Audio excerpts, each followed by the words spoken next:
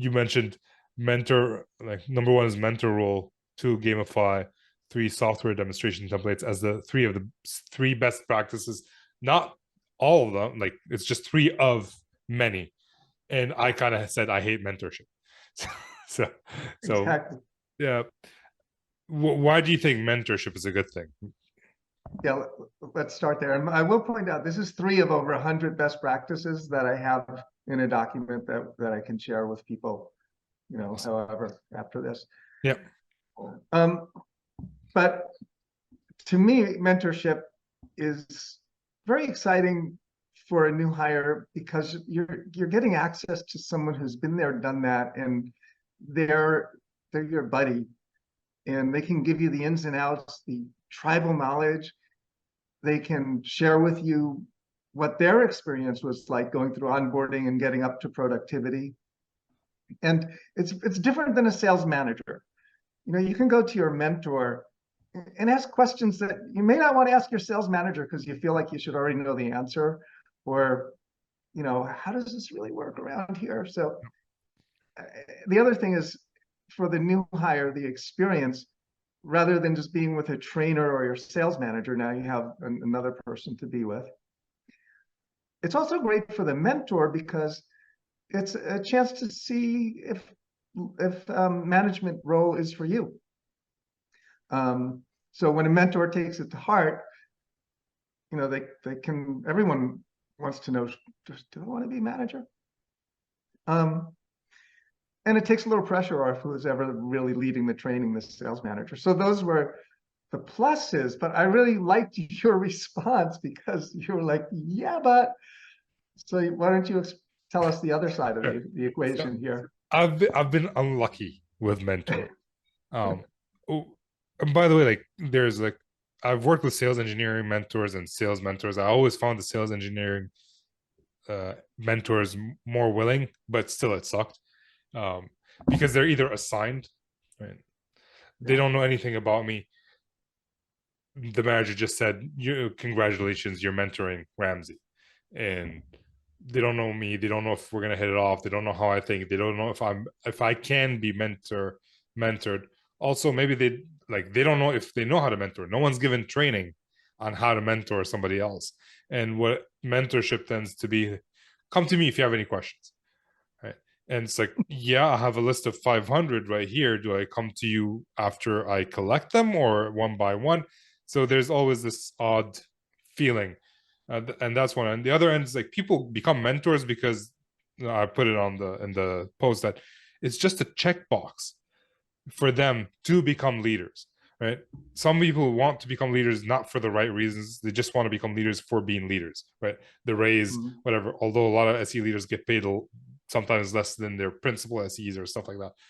So their motivation is a little bit different. And from a sales perspective, I always found salespeople too busy to mentor anybody. It's like it's an entrepreneurship role where you get fired. It's not like you go broke if you don't hit your quota. You get fired. Um, if you and I didn't find them as great mentors to begin with. So Yeah. that's my other end of the spectrum.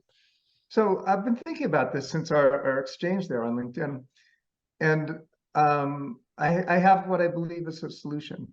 Okay. And again, we're talking sales engineers. This is We the Yep. Sales Engineers Yep. podcast, so we don't need to cover AEs and the challenges. That's a whole nother world. Scrum. um, Although I'm one of them now, but Scrum. I know, I heard that on the podcast that you did the other day. I didn't realize that you were formerly in the sales side. Yeah. Went to the other side. I didn't choose. Um, I went on paternity leave, came out the other side, which is weird. But yeah, that's a topic for a different day. Go ahead. Sorry. so I think the key is, if a leader of the sales engineering team is onboarding new sales engineers and they think that this idea of a mentor is good, the key thing is to write a position description. It doesn't have to be the classic detailed one for the actual position of SE, but at least a bulleted document of, here's why I selected you to be a mentor. Here's what I expect of you as a mentor. When we have our weekly meetings or bi-weekly meetings, here's the questions I'll ask you about how your mentee is doing and what the interaction is doing. So the manager, to me, the engineering manager should own new hire onboarding. Yep. And they choose that, hey, this mentor idea is pretty good, but they listen to what you're saying. And now you do that. You write the position description, set real clear expectations, and follow up. Like if you have a meeting with your mentor and you ask about how it's going with the mentee and it's not sounding right, yeah, you got to dive into that. There's no reason you can't pull someone out of the mentor role. Um, so there's, in addition to what you're saying, I think there should also be a plan and like a document that is shared between the mentor and the mentee of expectation of each of them, right? Um, as a mentee, I expected not just to reach out to my mentor whenever there's a problem.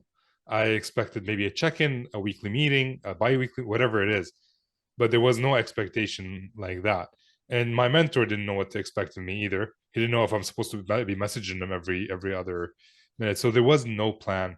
And I think having an agreement, like if the SE manager can sit the mentor and the mentee together and come up with an agreement together of what the expectations are for each of them and sign the contract, I think that would be more like in addition to what you're saying.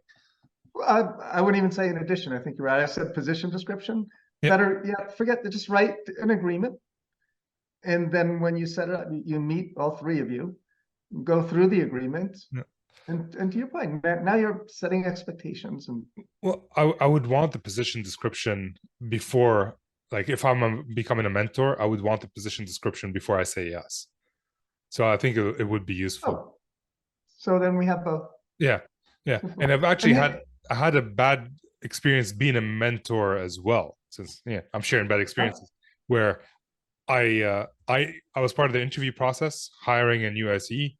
I said no to that SE because I didn't feel that he has the right qualification and the personality traits. They hired him anyways, and they pushed me to become an SE mentor for him because he was in Canada as well, right? And after a few months of not progressing, although I would reach out to his salesperson, he was tied one-to-one to a salesperson. Yeah, he's doing great. He's amazing, whatever. Then the salesperson left, a new salesperson came in, and the SE was not doing well.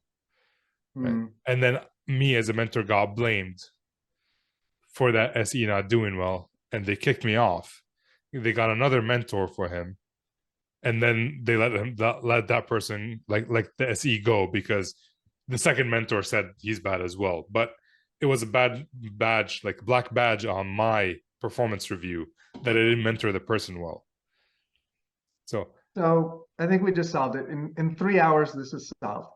The manager of sales engineers takes 1 hour to write a position description, 1 hour to write a mutual agreement, and 1 hour to meet with the mentee and the mentor, set expectations. Done. We just solved the problem. What's next on the list?